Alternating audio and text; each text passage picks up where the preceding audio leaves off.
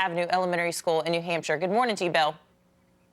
Hi, how are you? Now, when you first heard this, did you almost think it was a joke, or because of all of the headlines you've been seeing recently, did you think, okay, here we go again?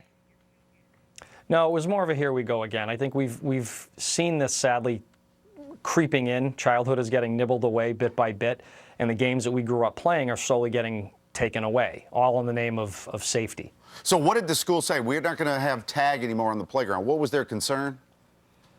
Their concern was safety. Apparently they said they had a number of injuries. They said there was a concussion and a broken wrist and multiple injuries. But, you know, unfortunately, the game of tag has been around forever. It's any playground game is going to have a risk of injury. And I certainly don't want to be cavalier about kids getting hurt.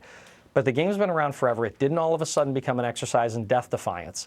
And if kids are being overly aggressive on the playground, which is another excuse they had, then take those kids off the field. Don't let them. Don't let those kids play.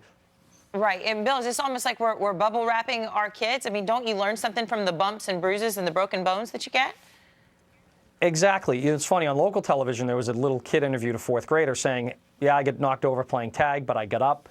I got right back into the game. And her dad was justifiably proud of her, saying, look, this is part of growing up. You learn these lessons in life. And if we took away every childhood activity that had a risk of injury, all we'd be left with is TV and video games. Who wants to see that happen? I'll tell you what, this is helicopter parenting. By the way, we got a statement from the school. The force with which students tag varies greatly, and this game in particular has been banned in many schools in the United States due primarily to concerns about injuries.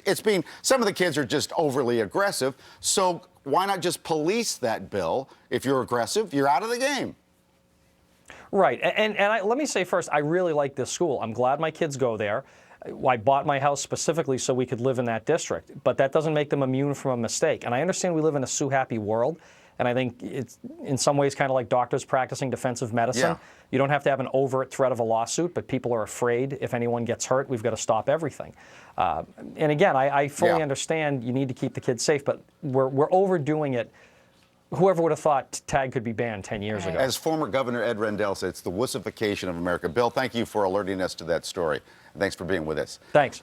You've never seen pumpkins like the ones you're about to meet here. The stars of Mythbusters here to teach us about pumpkin chunkin'. That's pumpkin chunkin'. We got more coming up.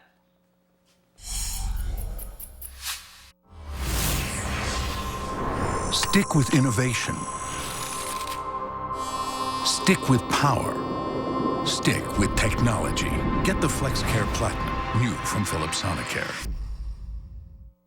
Michael, tell us why you used Priceline Express deals to book this fabulous hotel. Well, you can see if a hotel is pet-friendly before you book it, and I got a great deal without bidding. And where's your furry friend?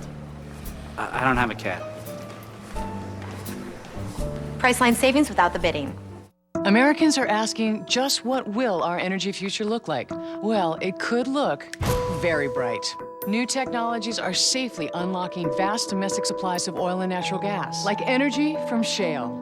And with smart policies, we can create even more great jobs and could generate billions to fund schools, roads, and other services. So what does all that look like? A secure energy future for generations to come. Shh, log on to learn.